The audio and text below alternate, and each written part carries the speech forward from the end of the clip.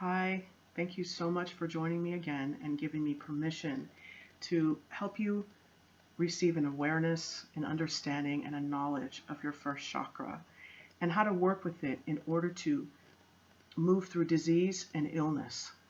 What is the first chakra? The first chakra is located between your sit bones, and it is what is governing the energy center in your body that deals with survival, belonging, uh, grounding, and being physically comfortable in your body. This is a very important chakra to work with because once it's out of balance, that means you're experiencing problems with your feet, your knees, your hips, your lower back. You may also be suffering from chronic fatigue syndrome, cancer, autoimmunity, and reproductive organs disease. So, in order for us to kind of work with our Western doctor to sort of help us to heal these issues, we need to understand that our perceptions of the world around us really contribute to illness in our bodies. So how we're perceiving the way we're being treated, the way who we are in the world, how we're being perceived. And if we look at things from a negative point of view instead of just being neutral and taking responsibility, this can lead us into a place where this stress begins to become tangible and it manifests itself as pain and illness. And it's very unfortunate, but oftentimes we have no awareness of these things. Therefore, if we did, maybe we would take the time to heal it. So I'm here to help you with that because we know spirit law, as above, so below. So what we're thinking and how we're perceiving the world and our place within it has a major impact on how our bodies function and how we allow our bodies to function. So we really need to feel safe in this body. We need to feel comfortable in it in order for us to heal. So I'd like to briefly just give you a little awareness so that you understand and know so that you can do something about it and take responsibility for healing yourself.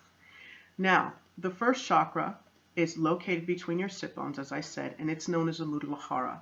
And it works with the color of red. The sound that it works with is the sound of Lam, if you're meditating, Lam, Lam. And for musicians or people that play instruments, the key of C, your first chakra attunes itself to that.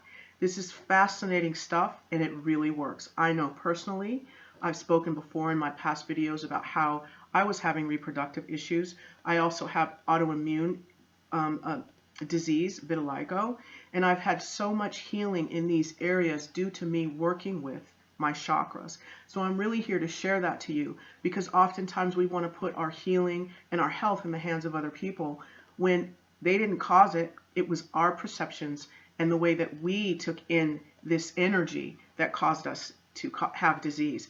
Therefore, it is up to us to take it into our hands to heal. Very important. So the color red, the key of C, when you're meditating, you Lam. Some of the things we can work with, such as crystals, is red jasper. There's also smoky quartz. There's azurite. There's citrine. For those of you that love stones, you hold it in your hand or you just sit there and look at it. Believe it or not, these also engage your first chakra and will help to put your chakra into balance. Now, anything that you do is going to take consistency and practice. That's just a given. So when we're working with things such as the abstract, we need to constantly be consistent, just like our diet and just like with exercise. So when you have a disease, I think it's commonly known that it took a while for that to manifest itself. So in order to heal it, it's going to take maybe half that time or maybe a little less depending upon the vigilance of working and consistently practicing some of these things. So also, if you want to help engage and balance this chakra, you can work with smells. Of course, roses, ginger, things like sandalwood. These all help to sort of get your spiritual body into alignment with helping you to heal this area of your chakra, this area of your body, which is specifically aligned with your first chakra. Now, there's 7 chakras in the physical body that we know of. There are many, many others that's dealing with the spiritual body, but the 7 align with the physical. And these correspond to the endocrine and the nervous system. And this is the place where glands and hormones and things like that um, regulate themselves. And so we need to be aware of these things because our thoughts become things. So when we're dealing with how we are taking in energy from others, the world around us, our place in the world, our security and our survival, this is definitely working with first chakra issues. So you're having kidney problems, irritable bowel syndrome, chronic fatigue, arthritis, low back pain.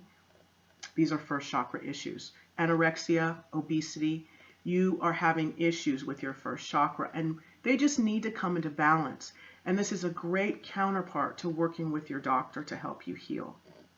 So, as I said, you can go in with music, lam, with sound, with smells, with exercises. There's chakra exercises that can help you with this, which we will go on into later. Because what I'm doing in this video is I want to lay the foundation so you have an idea about why it's important to do creative visualization in this chakra, which will be the next video. I will teach you a creative visualization about engaging this area to help you heal.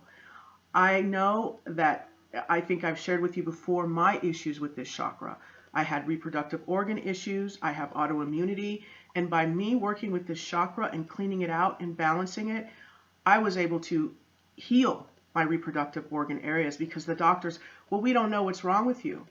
And I go to you, I'm paying these fees and you're telling me you don't know what's wrong. So at that point, I knew that I needed to take it into my own hands because obviously when a doctor is telling you there are no symptoms, I don't know what's wrong with you, that means that something's going on in your emotions and your mental body. And that's where you need to hone in on it at. This is just my suggestion. I just feel like we were meant to work with ourselves. We were meant to heal ourselves, and doctors are our assistants. And therefore, we need to empower ourselves so that we can tell them what it is they need to do, because oftentimes they have no idea. They're kind of experimenting and trying to figure things out just like we are. So let's partner with them by taking control of our energy body and our spiritual body in order for us to be more aware and be a little bit more proactive in our healing. This little hair is sticking out.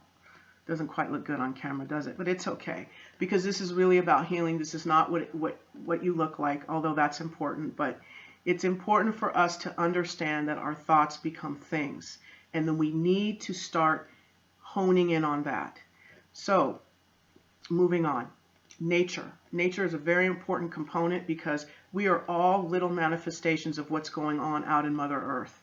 Our bodies correspond with circadian rhythms. We sleep when the moon is out.